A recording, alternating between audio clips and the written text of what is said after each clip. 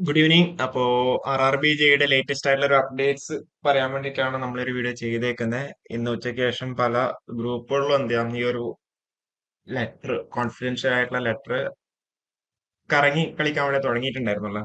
അപ്പോ ഇത് ഒഫീഷ്യൽ ആണോ എന്നുള്ള കാര്യമാണ് ക്വസ്റ്റ്യൻ. ഇത് ഒഫീഷ്യൽ തന്നെയാണ്. കാരണം എന്താ വെച്ചാൽ ഇത് നമ്മുടെ ലീഡിംഗ് ആയിട്ടുള്ള പല പ്ലാറ്റ്ഫോമിലും എന്താ ഓൾ ഇന്ത്യ ലെവല് ലീഡിംഗ് ആയിട്ടുള്ള പല പ്ലാറ്റ്ഫോമിലും എന്താ ഇത് സർക്കുലേറ്റ് ആയിട്ടുണ്ട്. ഓക്കെ, അപ്പോൾ ഇത് ജെന്യുവിൻ ആണെന്നാണ് നമ്മൾ മനസ്സിലാക്കുന്നത്. അപ്പോൾ നിങ്ങൾക്ക് അറിയുന്നുണ്ടാവും നമ്മളെ ഓൺലൈൻ റിക്രൂട്ട്മെന്റ്, റെയിൽവേ റിക്രൂട്ട്മെന്റിൽ എന്ത് ചെയ്യാം അവിടെ വേക്കൻസി അസസ്മെന്റ് കാര്യങ്ങളൊക്കെ നമ്മൾ എന്ത് ചെയ്യാം മുന്നേ നമ്മൾ ചെയ്തിട്ടുണ്ടായിരുന്നു അല്ലെ.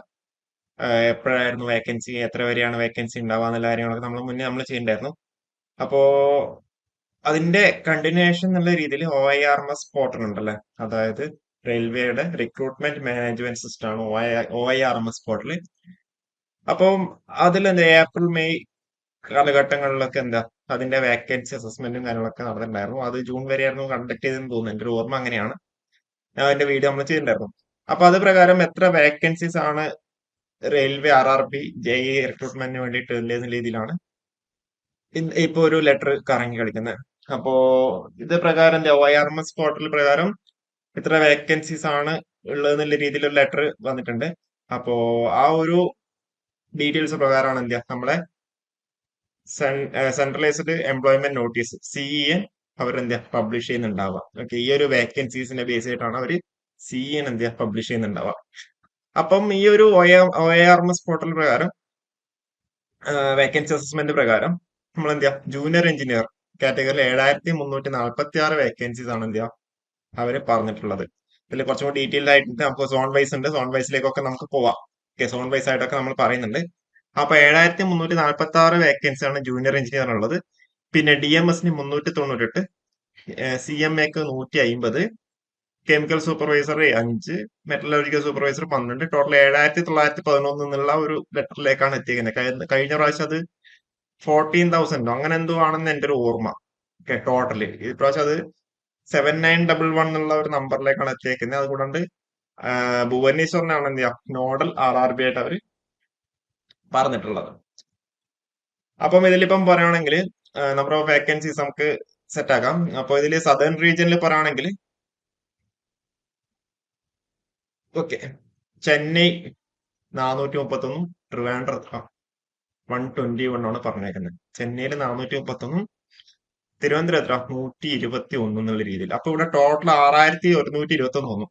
അപ്പൊ ഈ 6121 പറയുന്നത് എന്താ സേഫ്റ്റി കാറ്റഗറിയിൽ പെടുന്നതാണ് 6121. ഇനിയിപ്പോ അവിടെ നോൺ സേഫ്റ്റി കാറ്റഗറി ഉണ്ട്. അതിൽ എന്താ ചെന്നൈ റീജിയനിൽ എത്ര 87 പറഞ്ഞേക്കുന്നത്. ബാംഗ്ലൂരിൽ എത്ര 21 എന്നുള്ള രീതിയിൽ ഇവിടെ പറഞ്ഞിട്ടുണ്ട്. അത് JEയുടെ വേക്കൻസി ആണ്. ഇതിൽ നമുക്ക് ബാംഗ്ലൂർ നമുക്ക് പറയാൻ വേണ്ടി വിട്ടുപോയി അല്ലെ. ഓക്കെ, ഇതിലിപ്പം ഓക്കെ, സൗത്ത് വെസ്റ്റേൺ റീജിയനിൽ ബാംഗ്ലൂരിൽ എത്ര 343 ഉള്ളത് അല്ലെ. ഓക്കെ, അപ്പം ഇതിൽ എത്ര ടോട്ടൽ എത്ര 874. അപ്പോ അത് കൂടാണ്ട് ഇവിടെ എന്താ ICF ചെന്നൈ ഉണ്ടല്ലോ, ICF Chennai integrated coach factory Chennai, അതുപോലെ RDSO ഗോരഖ്പൂർ, അതുപോലെ RWF ബാംഗ്ലൂർ, ഇത് ടോട്ടൽ എത്ര 351. അപ്പം നിങ്ങൾ വിചാരിക്കുന്നുണ്ട് ഇത് എന്തുകൊണ്ട് ഇങ്ങനെയൊന്നുമില്ല അല്ലെ. അപ്പൊ നിങ്ങൾ ജസ്റ്റ് കൂട്ടിക്കോ. ഈ 351 അതേപോലെ 674 പിന്നെയുള്ള 6121 കൂട്ടിക്കഴിഞ്ഞാൽ അത്ര 7146 കിട്ടുന്നുണ്ടോ?